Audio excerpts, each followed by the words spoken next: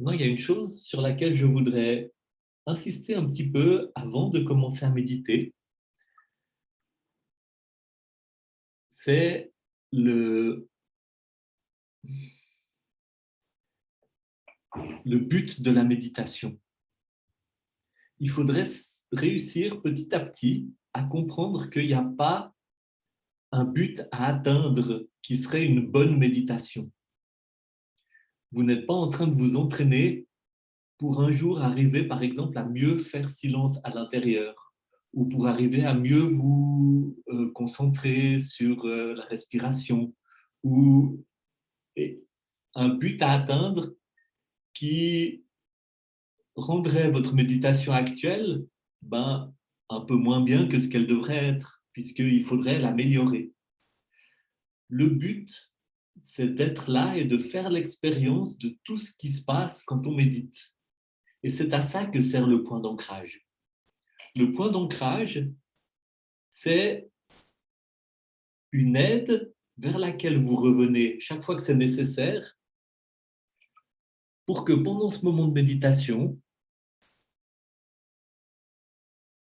vous appreniez petit à petit à expérimenter l'ensemble de,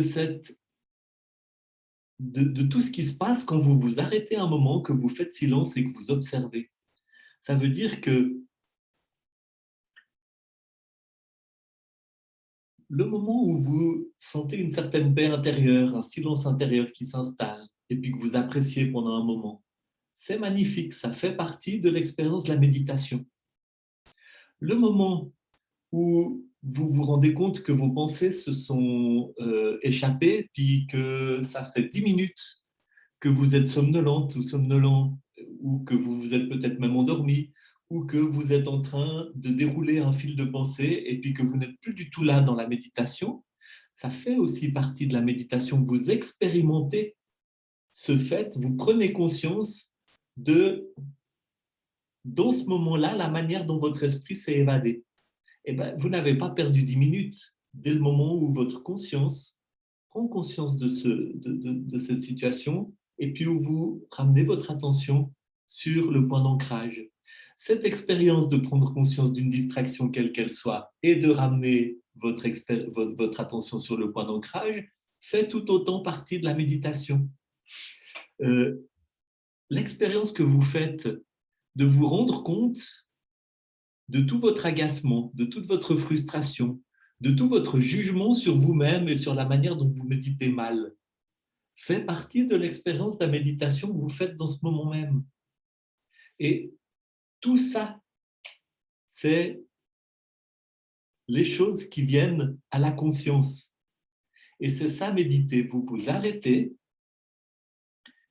vous avez ce point d'ancrage dans lequel vous vous entraînez, et cela vous aide à prendre conscience de tous ces automatismes qui viennent à la lumière. Quand vous vous arrêtez pendant même 5 minutes et que vous ne faites rien et que vous commencez à observer ce qui se passe à l'intérieur, en revenant au point d'ancrage, eh bien, se révèle tout un ensemble de choses qui sont tout le temps avec vous. Hein? Votre tendance à partir dans tous les sens est tout le temps avec vous. Votre agacement, votre manière de vous juger vous-même, de vous critiquer vous-même, peut-être même de vous traiter avec parfois de la dureté, est avec vous à d'autres moments de la journée, dans d'autres situations. Et la prise de conscience, elle est l'élément dans la méditation qui donne de la place à tout ça, pour que justement ces automatismes évoluent, ces automatismes, justement en devenant de plus en plus conscients, changent, laissent la place à d'autres comportements, laissent la place notamment à la capacité de se traiter avec plus de tendresse, avec plus de douceur, laisse la place aussi à plus d'espace pour le silence ou plus d'espace pour la paix intérieure. Ça, c'est un sous-produit, c'est un effet, c'est une cause naturelle du processus. Si vous devez, pendant un moment de méditation, 50 fois dans une minute, vous rendre compte que vos pensées sont parties, puis ramener votre attention sur le point d'ancrage, ce n'est pas une méditation moins bien réussie que la méditation où vous avez été tout paisible, tout bien pendant 5 minutes, puis où vous vous dites: «Ah ouais, ça va, je commence à y arriver». Parce que pendant que vous étiez à revenir 50 fois, vous avez entraîné ce mouvement de prendre conscience et de revenir sur le moment présent. Et ça va vous être utile à de multiples reprises dans la journée sans même que vous vous en rendiez compte. De même que si vous avez profité d'un bon moment de paix intérieure, vous avez aussi fait une expérience qui est éclairante, qui sera utile, qui va vous faire du bien. Donc c'était juste pour mettre un petit mot théorique d'explication sur cette notion de ne pas avoir de but. De, le but, c'est d'expérimenter le moment comme il se donne.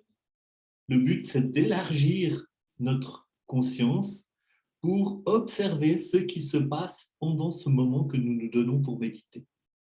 Hein. Et c'est comme ça que cette méditation va vous faire avancer vers plus d'espace, plus de tendresse, plus de paix, très très simplement, très naturellement. Donc je vous invite à fermer les yeux